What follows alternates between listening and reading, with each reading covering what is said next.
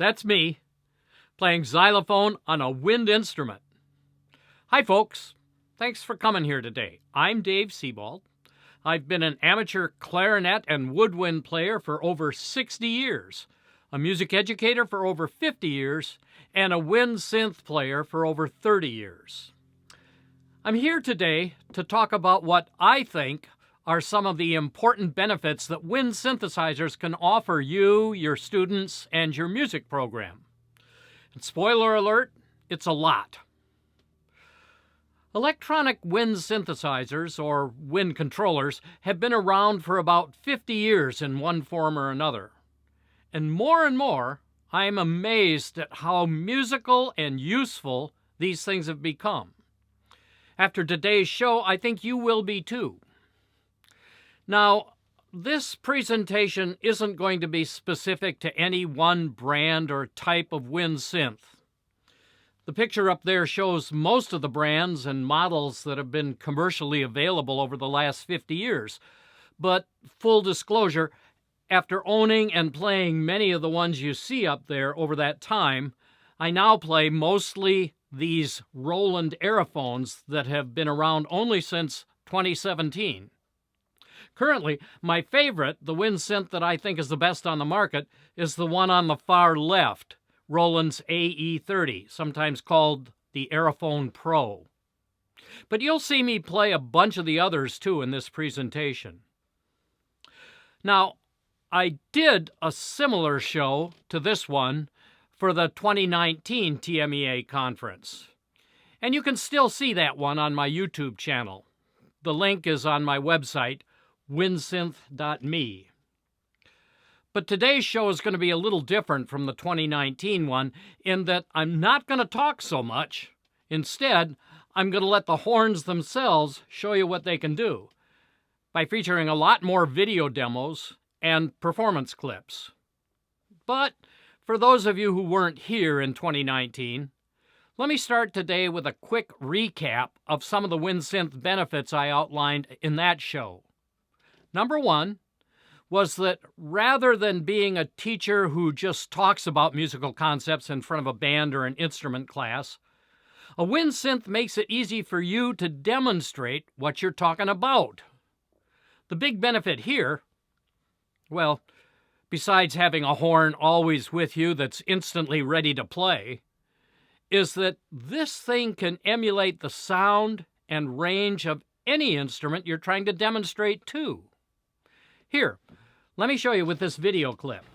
Yeah, tubas, that's a good start, but lighter, not so heavy, and lean into the last half note a little bit more. Here, like this.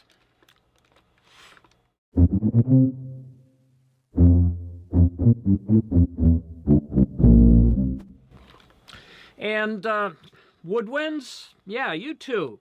You guys should lean in a little bit to that half note too. Kind of like this.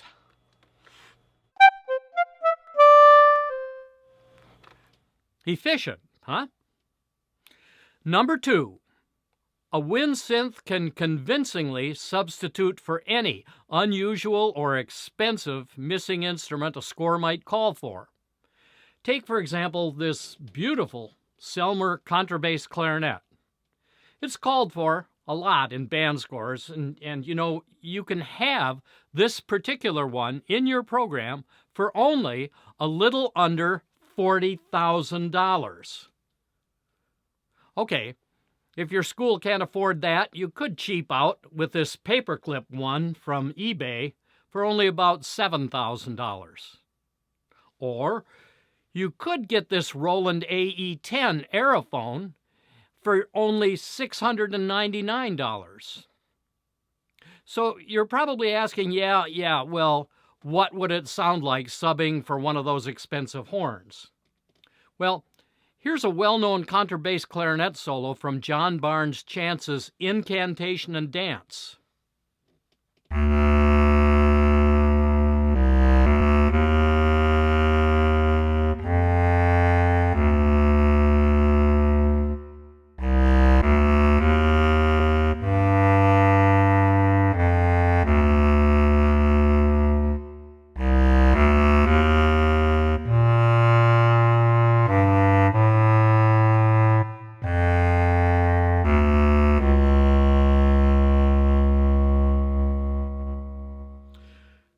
don't know about you, but that sounds pretty convincing as a contra clarinet to me. Number 3, given the Aerophone's ability to sound like nearly any world instrument you can think of, your students can easily explore music of other cultures or styles that maybe isn't approachable with typical Western instruments. Here's a short snippet of a piece I transcribed from a travel video a few years back. I really liked it when I heard it. It had a nice South Asian feel to it, and interestingly, no apparent meter. Really different from almost all Western music you hear in school settings. Each measure you see here just represents a second of time, and the notation is only a best guess. It's really just play by feel. I'm using a wooden bass flute patch here to realize it.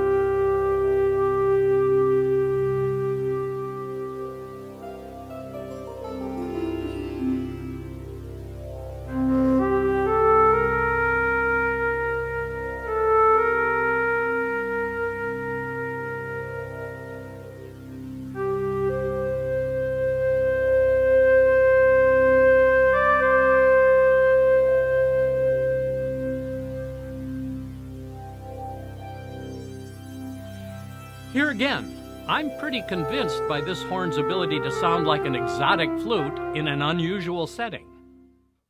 Number 4. Now, here's another benefit of having an Aerophone in your program that starts with a marching band question. Why do brass players get to have all the fun of soloing on the field? Well, because their instrument is loud enough to carry above the ensemble, right? Yeah, but with a wind synth, any of your woodwind players can play just as loud with no tonal distortion or strain. Just turn up the dial. And they don't have to limit their solos to woodwind parts. They can play the trumpet solos too, or any other instrument solo. Trombone, violin, Tibetan bowl, shakuhachi, xylophone. You imagine it, and it's there, as easy to hear as you want. But it can play just as soft as you need, too. So, number 5, you can use it for silent practice.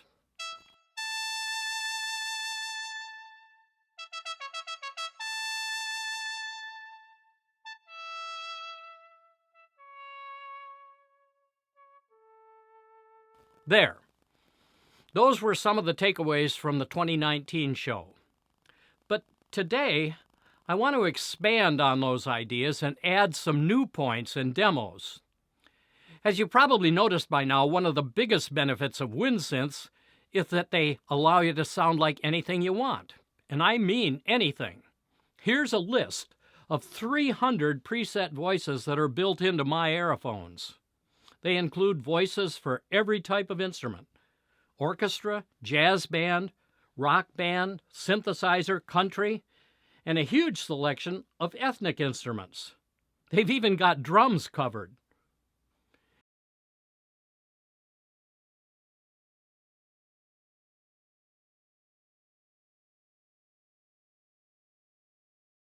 If you want to tweak any of these onboard sounds, it's easy to do with a computer or even an iPhone. And if you don't like the onboard sounds or your particular wind synthesizer doesn't have a lot of them, there are dozens of hardware tone modules to choose from that work with nearly any modern wind synth. These are a couple of mine pictured here that are made specifically for wind synthesizers. There are also hundreds of computer software synthesizers with voices that work well with wind synths. But, okay, I know what you're thinking. It's the elephant in the room in conferences like this. Do those voices sound real? I'll never forget that question from the first wind synth presentation I ever did. It was back in 1988 in the music department at Cal State Long Beach. I was showing what I thought were some really cool woodwind voices that my brand new Yamaha WX7 and its tone module could produce. And then some guy in the back of the room broke in with these exact words. "You really think that thing sounds like a bassoon?" Okay, it kind of flustered me at the time. But after 34 years of thinking about it, my answer now is, yeah, it sounds like a bassoon. Does a recording of a bassoon sound like a bassoon? Yeah, of course, it sounds like a bassoon. And if it's not a perfect replica of your concept of a $30,000 bassoon played live by your favorite bassoon virtuoso, well, does that really matter? The question should be, can you perform musically expressive bassoon music with it? And wind synths are getting better and better at that all the time. So for that guy at Cal State, here's probably the most hauntingly beautiful and notoriously difficult bassoon solo in the orchestral repertoire, from the beginning of Stravinsky's Rite of Spring, played on aerophone.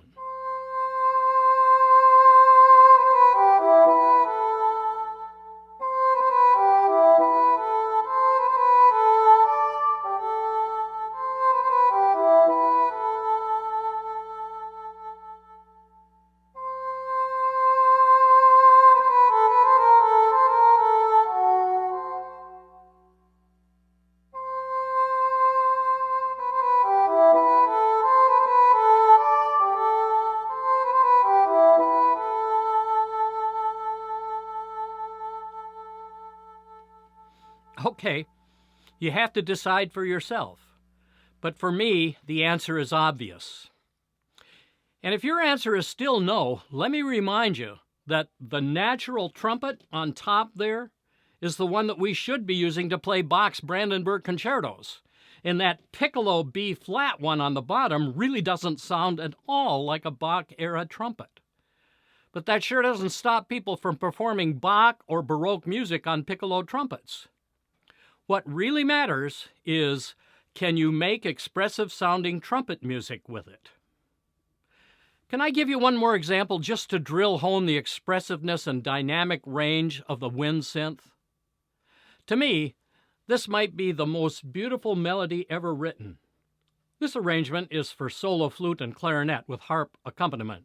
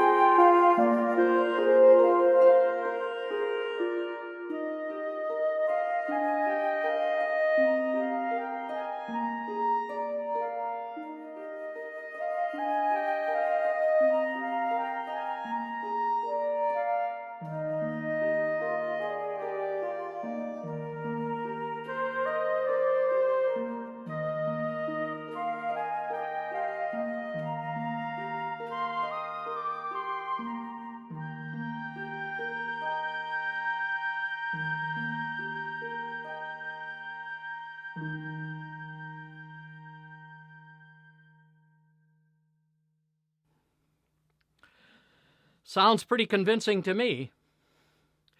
In many cases, a wind synth can replicate an antique instrument's performance characteristics more convincingly than a modern version of the real thing. For example, here's the Mozart Clarinet Concerto, a familiar work to all high school and college clarinet players. But take a look at Mozart's original notation. That's unplayable on a modern clarinet, because the piece was actually written for an antique Bassett clarinet that's been obsolete for 200 years. Now, sure, you can buy a specially made modern version of a Bassett clarinet for around $10,000. Or you could opt to recreate Mozart's original musical intention with one of these. And to me, it sounds a lot more authentic.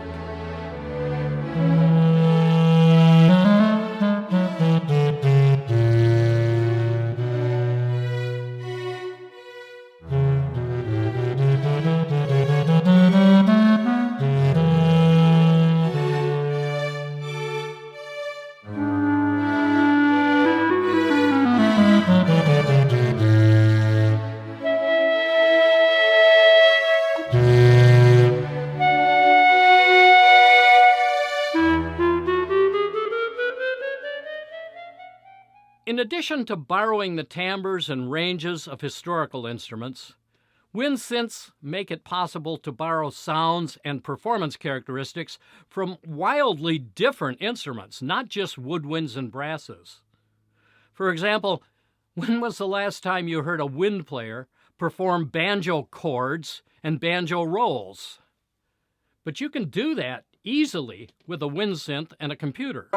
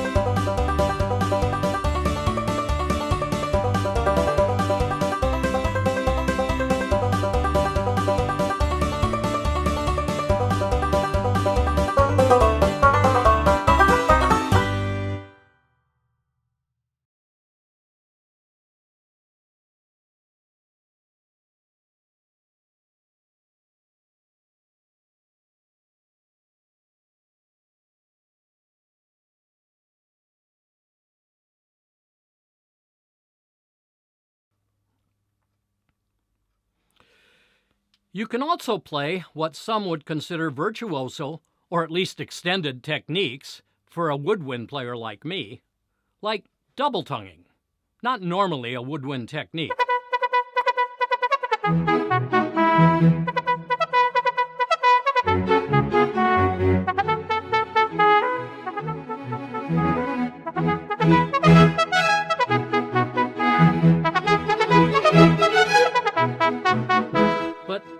is me 20 years ago playing the Hummel keyed trumpet concerto on wind synth and easily double-tonguing all the 16ths.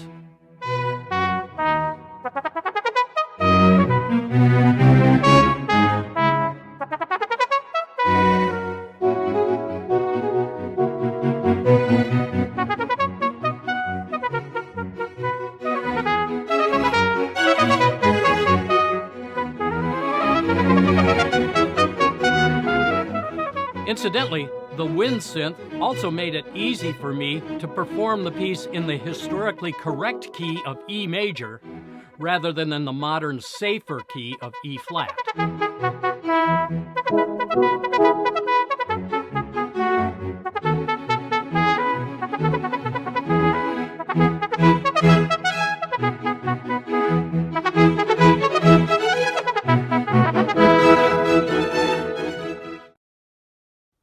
And this is me 35 years ago using circular breathing to play a piece that's supposedly impossible, or at least very hard to play, on any wind instrument.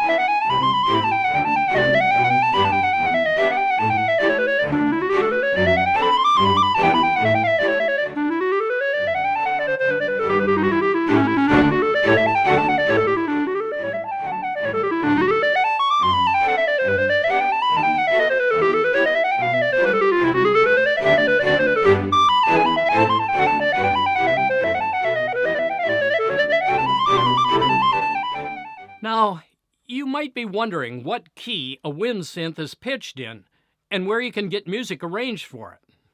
Well, the truth is that with a wind synth, you can play any instrument's music in any key without having to transpose it. You just set the horn to the key or clef you want with a twist of the dial or a flip of a switch like this. Notice that I'm playing each scale with the same fingering.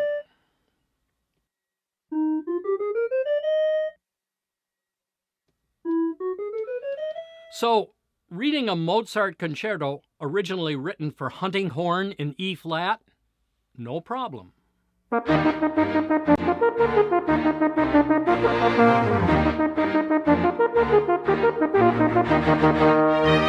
Or reading treble, alto, and bass clefs in a string orchestra score, no problem.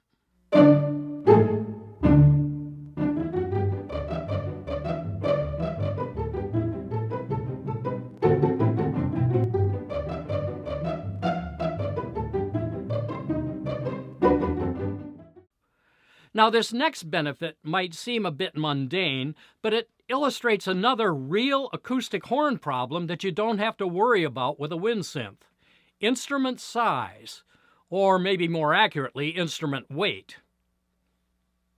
Okay, it probably seems a bit silly to compare a wind instrument to this 25-pound barbell plate, but that's how much a bass sax weighs.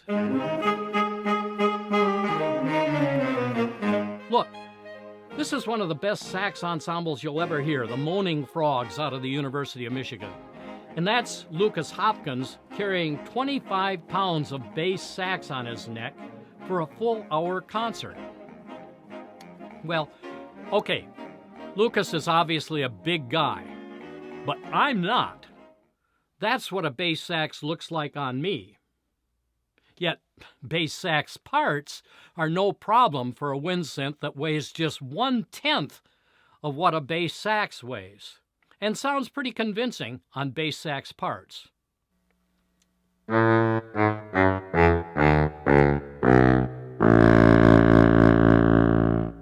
Yeah, well, how about a 45-pound contrabass sax part? No problem.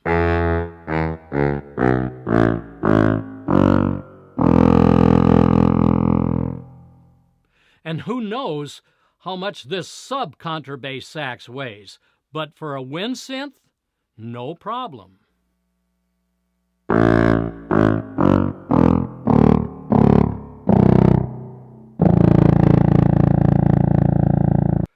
So let me imitate the moaning frogs here, and you'll see that weight is never a problem, no matter what the part. Incidentally, this piece is also a good demonstration of the wind synth's dynamic range and another extended technique, Lucas's slap tongue.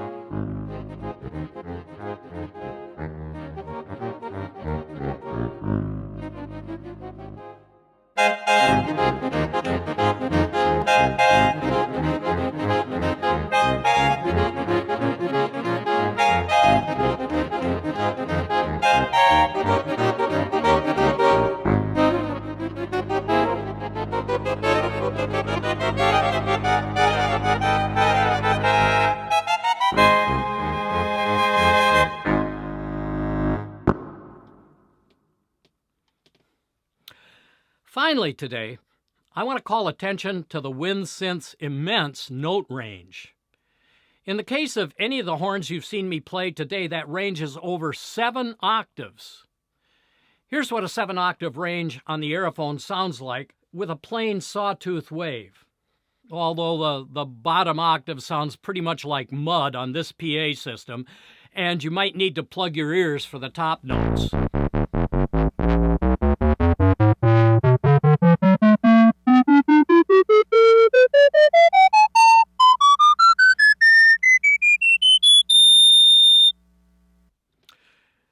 Well, we're almost at the end of the presentation.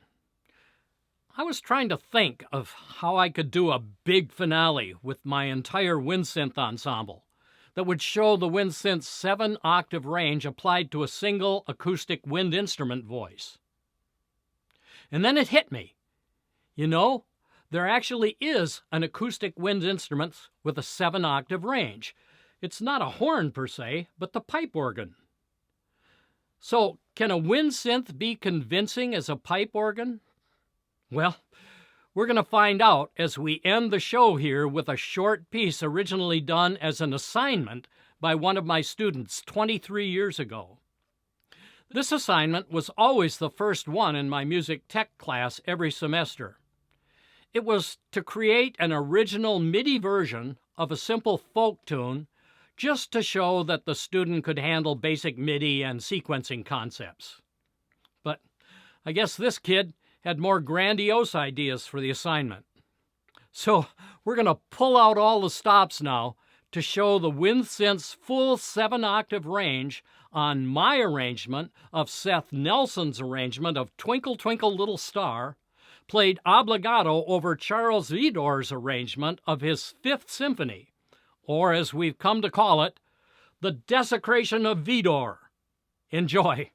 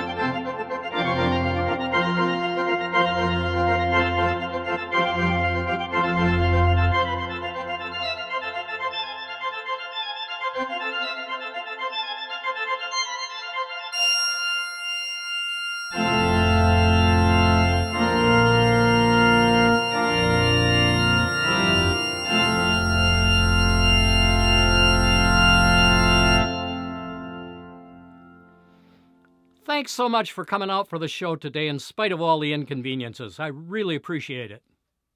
Here are the points we presented on how wind synthesizers can benefit you and your program. Now it's time to open up for questions if there are any.